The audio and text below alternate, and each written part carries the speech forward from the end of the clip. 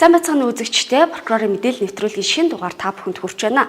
Улсын ерхий прокурорын газрын олон нийтийн харилцаалтнаас Сэлэнг аймагт ажиллаад ирлээ. За Сэлэнг аймагт газар нутгийн онцлогтой холбоотойгоор үйлдэгдэж буй хүрээлэн байгаа орчны эсрэг гэмт хэрэг, хил зөрчих гэмт хэрэг зөрчлийн гаралт шийдвэрлэлт за анхаарах асуудлын хүрээнд энэ удаагийн нэвтрүүлгээ бэлтгэн өргөж байна. Сэлэнг аймгийн хэмжээнд цууран хүн амын тоо 105 мянгад хүрсэн байна. Хүн амын тоо сүүлийн жилүүдэд төдийлөн нэмэгдээгүй тогтвортой байгаа ч зөрчлийн хэргийн гаралт өсчээ. Тухайлбал Сэлэнг аймгийн прокурорын газраас 2023 онд 6254 зөрчлийн талаарх гомдол мэдээлэлд хяналт тавьсан нь өмнөх оноос 15.5%-аар өссөн байна. Нийтийн хэв журам, аюулгүй байдлын эсрэг зөрчил, тээврийн хэрэгслийн ашиглалт хөдөлгөөний аюулгүй байдлын журмын эсрэг зөрчил зөнхлөн үлдэгджээ. Сэлэнг аймаг нь Монгол улсын хойд хэсэгт Орхон Сэлэнгийн савын дунд цэргийн улс бүхий нутгийг эзлэн оршдог. Тус аймаг 41.1 мянган км газар нутагтай. Нийт нутгийн 50.6% нь хөдөө аж ахуйн эдэлбэр газар, 43.6% нь ойн сан, 8.2% нь улсын тусгай хэрэгцээний, 0.5% нь усан сан бүхий газар эзэлдэг.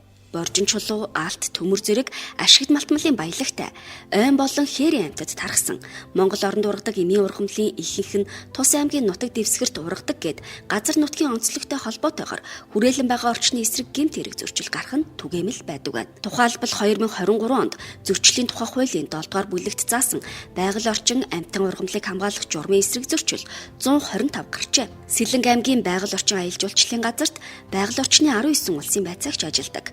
Байгаль орчны эсрэг үйлдэгдэж байгаа нийт зөрчлийн 70 орчим хувийг ойн тухай хууль тогтоомж зөрчих болон ашигт малтмалын тухай хууль зөрчих зөрчил эзлэж байна. Сэлэнг аймгийн онцлогтой холбоотойгоор жишээ нь ойн мэргэжлийн байгууллагын эрх бүхий 93 аж ахуйн дээр нь ойн сан гэрээрэд нь 100 нөхөрлөл.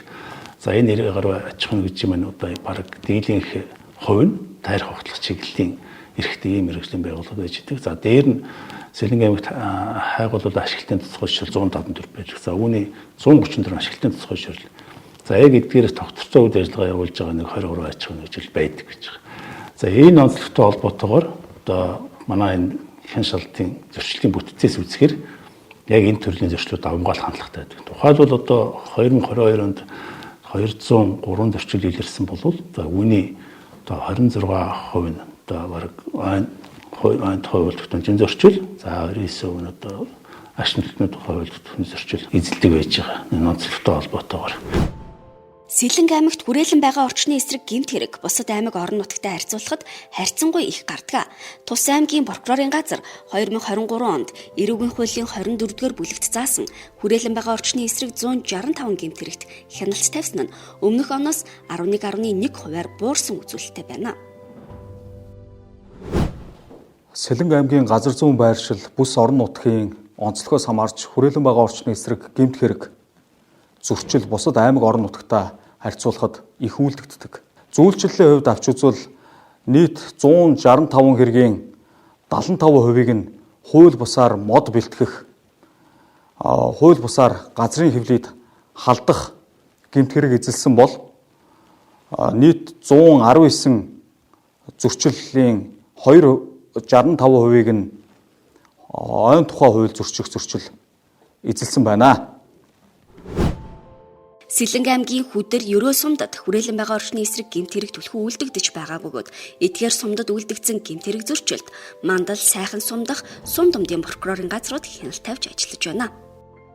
Овг гэмт хэрэг дотор хууль ёсоор ашигт малтмал олборлох, хууль ёсоор мод үлдэх гэмт хэрэг нь голчлон үйлдэгдэг бөгөөд Тус аймгийн хүдэр ерөө суманд ихэвчлэн үйлдэгдэг. Овг гэмт хэрэг үйлдэгдэх шалтгаан нөхцөл нь иргэдийг тогтворт суурьшилт ажиллах ажлын байр байхгүй. Өргөн хэрэглээний бараа өссөн. Мөн алтны үн болон зүсмэл материал буюу палкны үн өссөнтэй холбоотойгоор уг гэмт хэрэг нь үйлдэгдэж байна. Сэлэнг аймгийн прокурорын газраас хүрээлэн байгаа орчны эсрэг үйлдэгдсэн гэмт хэргийг шалган шийдвэрлэх, урьдчилан сэргийлэх чиглэлээр бусад төрийн байгууллагуудтай хамтран ажиллаж байна. Сэлэнг аймгийн мандал сумдах сум дундын прокурорын газраас Баянгол, мандал сумдод болон Түнхэл хэрэг тосхны нутаг дэвсгэрт үйлдэгдсэн гэмт хэрэг зөрчилд бол хяналт тавин ажиллаж байна. Тус сум дундын прокурорын газраас 2023 оны байдлаар хэрэг хүртгэлтийн 303 хэрэгт хяналт тавин ажилласан байна. Дээрх хэрэгүүдийн тодорхой хувийг буюу 10.6%-ийг нь хүрээлэн байгаа орчны эсрэг гэмт хэрэг бол хүртэгдсэн байна.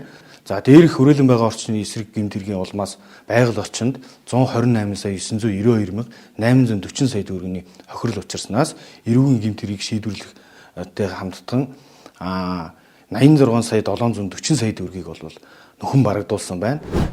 Сэлэнг аймгийн прокурорын газраас хүрээлэн байгаа орчны эсрэг гэмт хэрэг гарсан шалтгаан нөхцөлийг арилгуулахаар аймгийн байгаль орчны газар, ойн анги, сумдын засаг дарга нарт нийт 23 прокурорын мэдээлэл бичсэн байна. Мөн төр нийтийн эрх ашигыг хамгаалах, ялангуяа хүрээлэн байгаа орчинд учирсан хохирлыг нөхөн төлөвлөхөд анхаарал хандуулж ажиллаж байна. Аймгийн прокурорын газраас гэмт хэрэг зөрчлөөс урьдчилан сэргийлэх чиглэлээр дангаараа болон төрийн бусад байгууллагуудтай хамтран гэмт хэрэг зөрчил зөнхлөн үйлдэгдээд байгаа сумдын нутаг дэвсгэрт очиж хууль таниулах, сурталчлах, иргэдийн хууль эрх зүйн мэдлэгийг дээшлүүлэх, байгаль орчноо хайрлан хамгаалах талаар яриа таниулга хийж нээлттэй хаалганы удирдлагыг зохион байгуулж ажилласан. Үүнээс гадна болзошгүй гэмт хэрэг зөрчлийг талсан зогсоох зорилгоор төрийн байгууллагуудтай хамтран хяналт шалгалтын ажлыг хийж ажилласан мөн үр дүнтэй ажил байна гэж үзсэн. Түүнчлэн прокурорын тухай хуульд заасны дагуу гэмт хэрэг зөрчлийн шалтгааныг арилгуулахаар холбогдох байгууллагууд руу мэдгдэл бичиж үр дүнг нь газар дээр нь тооцож ажилласан байна. Ерөнхийдөө салбарын хамтыг хэрэгжүүлэхэд зөрчил шалгаж шийдэх ажиллагаа эднэрт бол прокурорын оролцоо хяналт дэмжлэг маш чухал байдаг юм байна. Энтэй болоотойгоор одоо Сэлэнг аймгийн прокурорын газраас зөрчил шалгаж шийдэх ажиллагаа явуулах эрхгүй албан тушаалтны дагуу ажиллагаанд хийсэн үзлэх шалгалтын дүн үндэслээд одоо манад нэг мэдээлэл, за нэг шаардлага ирүүлсэн байж байгаа. Энэний дагуу бид нэр тухайн дарга хэмжээг нь аваад одоо тэр шаардлага мэдээллийн дагуу утгаар хэмжээг аваад хариу хугацаанд үргэлж ажилласан байж байгаа. Хүрээлэн байгаа орчны эсрэг гэмт хэргийн шийдвэрлэлтийн талаар 2023 онд хүрээлэн байгаа орчны эсрэг 67 гэмт хэрэгт 94 хүн холбогдож эрүүгийн хариуцлага хүлээжээ. Зүйлчлэлээр нь авч үзвэл хууль бусаар ашигт малтмал хайх, ашиглах, олборлох 50 гэмт хэрэгт 63 хүн, химийн хортой аюултай бодисыг хууль бус эргэлтэд оруулах 1 гэмт хэрэгт 1 хүн, хууль бусаар ан агнах 2 хэрэгт 2 хүн, хууль бусаар мод бэлтгэх 25 хэрэгт 27 хүн нэг хуулийн этгээдэд ял шийтгэл оноосон байна. Шүүхээс оногдуулсан ял шийтгэлийн хувьд 4 хүнд хорих ял, 49 хүнд торгох ял, 38 хүнд хорих ял оногдуулахгүйгээр тэнсэж албадлагын арга хэмжээ, 3 хүнд зорчих эрхийг хязгаарлах ялыг тус тус оногдуулжээ. Гэмт хэргийн улмаас байгаль орчинд нийт 434 сая төгрөгийн хохирол учирсныг шүүхээс нөхөн төлөвлөхээр шийдвэрлсэн байна. Энэ мөнгөн дүн бол бодит хохирол бөгөөд байгаль орчныг хамгаалах тухай хуулийн 49-р зүйл заасны дагуу 3-аас 5 дахин нэмэгдүүлсэн дүнгээр төлөвлөхээр шийдсэн байна. Сэлэнг аймгийн прокурорын газраас 2024 оны эхний 3 сарын байдлаар хүрээлэн байгаа орчны эсрэг 75 хэрэгт хэрэг бүртгэлтийн ажиллагаа явуулж 32-т нь эрүүгийн хэрэг үүсгэн яллагдагчаар татан мөрдөн байцаалт явуулж 17 хэрэгт яллах дүгнэлт үлдэн шүүхэд шилжүүлжээ.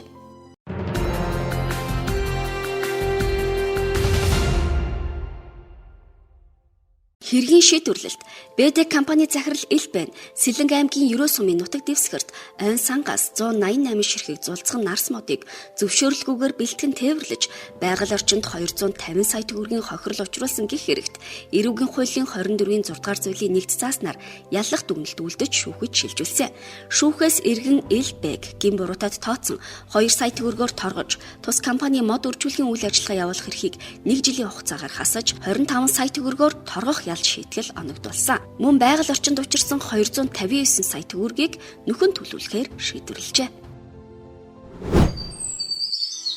Монголын гол мөрний нийт уртын 40 гаруй хувь нь Сэлэнг мөрний тогтолцоонд хамрагддаг. Сэлэнг аймагт нийт усны нөөцийн 48% буюу 1 сая 20 мянган метр куб гадаргын усны нөөц байдаг бол газрын доорх усны нөөцийн 51% буюу 355.4 сая метр куб усны нөөц байна.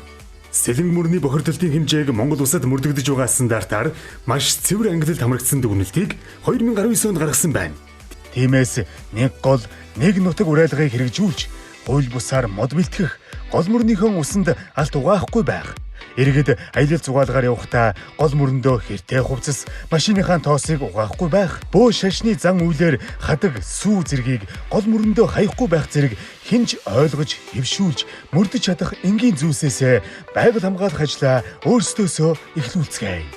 Хүн холбоотой байгаль ихээ хүүгийн охины сэтгэлээр инэрч сэлэн мөрнөө хайрлан хамгаалцгаая. Сэлэн аймгийн гэмт хэрэгээс үржлэн сэргийлэх салбар зөвлөл Сэлэн аймгийн прокурорын газар. Сэлэнг аймаг нь 500 км газар нутгаар Оросын холбооны улстай хэлэлдэг.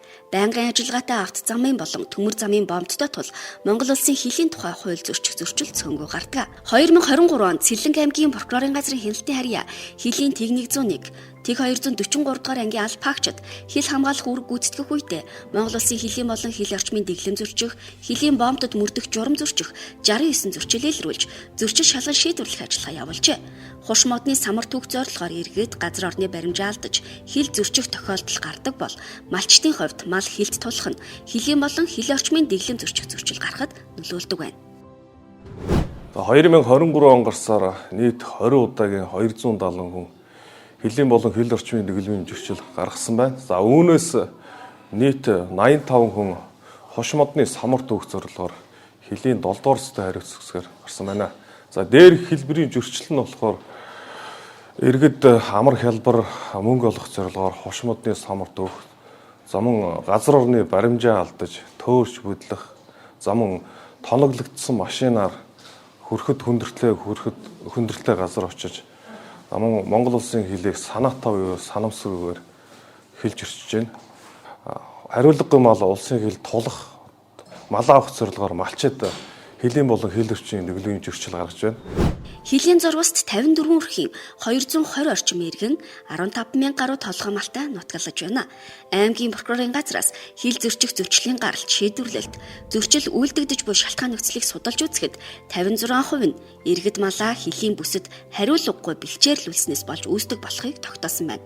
Тиймээс хил орчмоор нутгалдаг малчдад гэмт хэрэгээс урьдчилан сэргийлэх яриа таниулгыг тогтмол хийж ажилладаг байна. Зөрчлийн тухай хуульд зааснаар Монгол улсын хилийн болон хил орчмын дэглэм, хилийн бомбдод мөрдөх журам зөрчсөн хүнийг 100,000 төгрөгөөр, хуулийн этгээдийг 1 сая төгрөгөөр торгох шийтгэл оногдуулдаг. Мөн түнчлэн зөрчил шалган шийдвэрлэхтэй холбогдсон гарсан зардлыг гин буруутай этгээдүүдээр нөхөн төлөвлөдөг.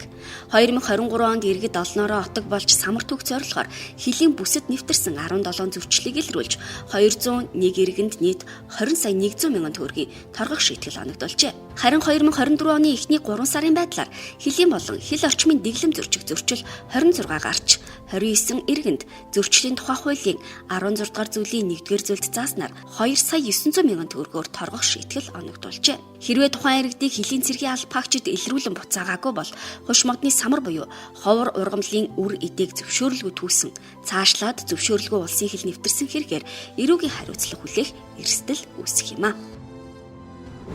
Монгол орны ойн сан нь нийт нутаг дэвсгэрийн 11.8% буюу 18.5 сая га талбайг эзэлдэг. Монгол орны уушгийг иргэдийн санамсар болгоомжгүй үйлдэл гэмтээдэг. Учир нь 1 секундэд 2 метр гал 360 градус тэлдэг. Алдвал галдана. Сэлэнг аймгийн прокурорын газар 2023 онд Алтан булаг бомбдоор улсын хил зөрчсөн 230 зөрчлийн эргийг хэлбэршүүлсэн журмаар шийдвэрлэж 102 сая төгрөгийн торгуул ногдуулж 110 сая төгрөгийн бараа бүтээгдэхүүн хураан авсан байна. Харин зөрчлийн 8 хэрэгт хэрэг бүртгэлтэй эргэнэж эрүүгийн шинжтэй 2 үйлдэлийг шалгажээ. Харин 2024 оны эхний 3 сарын байдлаар гайлын хяналт шалгалтаар 78 зөрчлийг илрүүлэн 64 иргэн 14 хуулийн этгээдэд нийт 33 сая төгрөгийн торгох шийтгэл оногдуулж 59 сая 367 мянган төгрөгийн үнэ бүхий зөрчилтэй бараг хураавч улсын орлого болгохоор шийдвэрлэжээ. Эргээд хууль эрх зүйн мэдлэг дутамгаас хилээр нэвтрэхдээ бидээ хувийн хэрэглэнээс их хэмжээний эмийн хэрэгсэл болон бусад бараа бүтээгдэхүүнийг зөвшөөрөгдсөн хэмжээнээс хэтрүүлэн авч гарах зөрчил түгээмэл гардаг байна. 2023 онд эм болон эмийн зүйлийг гайлын хилээр хууль бусаар нэвтрүүлсэн, нэвтрүүлэхийг завдсан 48 үйлдэл бүртгэгдэж 44 иргэнд зөрчлийн тухай хуульд зааснаар хариуцлага тооцсон байна. Гал мэдүүлэх бараа байна уу? Хоригдсон хязгаарсан бараа юм тариа байна уу? За та цэнхүү аппаратын дээр тавина уу?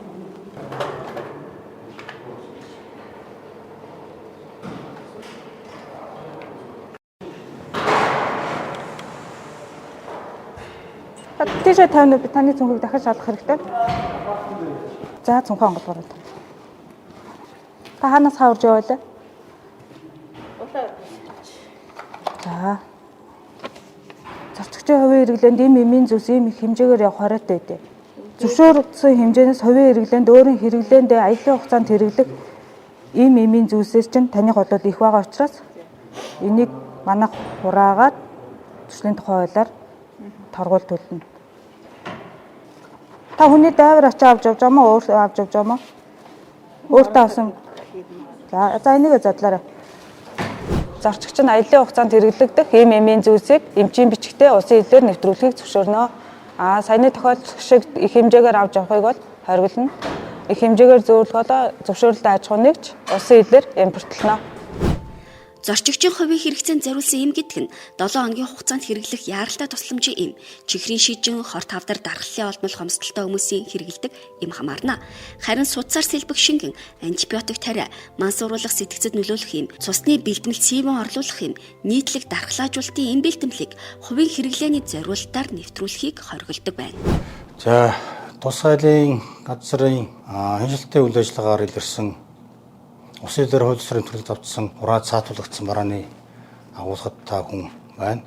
За манай агуулгад эмийн хэрэгсэл за арх сутуурал хундаа хориотой химийн бодис тэгээ галт хэрэгсэл сум хин шалтгаан илэрсэн бараануудад хадгалагдж байдаг. За энэ бүх бараануудыг бид нар улсын орлого болгоод зөвшөөрмийн дагуу орон нутгийн зүйлээр шилжүүлдэг юм аа. Орон нутгийн зүйлийг нэг одоо борлуулах одоо бусад арга хэмжээнүүд аваа явдаг. Сэлэнгэ аймгийн прокурорын газраас тарифын болон тарифын бус хязгаарлалт тогтоосон барааг гайлын хэлээр хууль ёсоор нэвтрүүлэх зөвшлийн гарал шийдвэрлэл шалтгаан нөхцөлийг 2020 оны 3 дугаар сарын байдлаар судалсан. За судалгаагаар иргэд маань хууль эрх зүйн мэдлэг дутмаг гайлын хэлээр нэвтрүүлэхэд ямар барааг хязгаарласан, ямар барааг хориглосон байдаг талаар мэдлэг дутмаг байгаагийн улмаас ачаа дэшиндээ эмийн хэрэгсэл, арх согтууруулах хундаа химийн бодис зэрэг хориглосон хязгаарлалт тогтоосон бараа бүтээгдэхүүнийг авч орж ирж зөрчилд холбогдох цөөнгүй тохиолдол гарч байна. За тухайн төрлийн зөрчилд бол зөрчлийн тухай хууль зааснаар зөрчилтэй бараа бүтээгдэхүүнийг хураа авч улсын орлого болгож за зөрчил үйлдсэн хүнд 100 мянган төгрөгөөр торгох шийтгэл оногдуулдаг бол хуулийн этгээдэд 1 сая төгрөгөөр торгох шийтгэл оногдуулдаг. Иргэд Монгол улсын хилээр нэвтрэхдээ ямар бараа бүтээгдэхүүнийг хэр зэрэг хэмжээтэйгээр авч явж болох талаар сайн мэдэхгүйгээс эд зүйлсээ хураалгах, нэмэлт төлбөр төлөх, цаашлаад хуулийн хариуцлага хүлээх эрсдэлд ортгоо. Иймээс энэ төрлийн гэмт хэрэгээс урьдчилан сэргийлэх ажлыг тогтмол үр дүндээ хийх шаардлага үүсдэг байна. 18 наснд хүрсэн иргэн үйлдвэрийн аргаар боловсруулсан хүнсний бүтээгдэхүүн, хувийн гоёл чимэглэлтэл арх 1 литр, янжуур тамхи 200 ширхгийг авч явах боломжтой. Насан туршаагүй зорчигч согтууруулах ундаа тамхи хилээр нэвтрүүлэхийг зөвшөөрөхгүй. Зорчигч 15 сая төгрөг хүртэлх бэлэн мөнгийг гайлд мэдүүлэхгүйгээр хилээр нэвтрүүлэхийг зөвшөөрдөг. Прокурорын мэдээлэл нэвтрүүлгийн шинэ дугаар та бүхэнд хүрлээ. Энэ удаагийн нэвтрүүлгээ бид Сэлэнгэ аймгийн прокурорын газартаа хамтран бэлтгэн үргэлээ. Нэвтрүүлэгтээ хамт байсан та бүхэнд баярлалаа.